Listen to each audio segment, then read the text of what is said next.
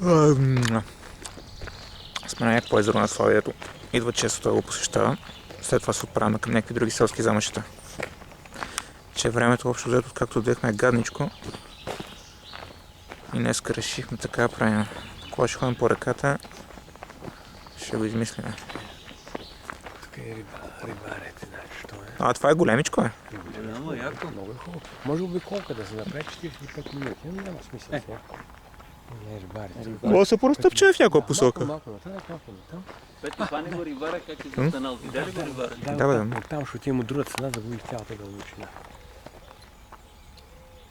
Вието. Както кажеш, бе, няма проблем.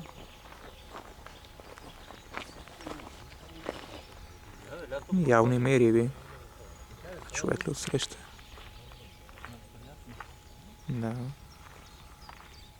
Дай човек. Найс.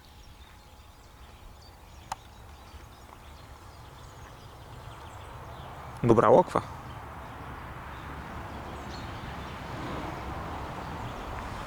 Паркинга.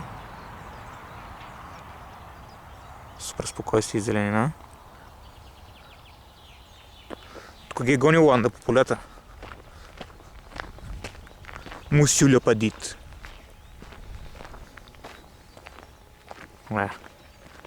Ще включим малко по-надолу. Тук са наредили бъдиците.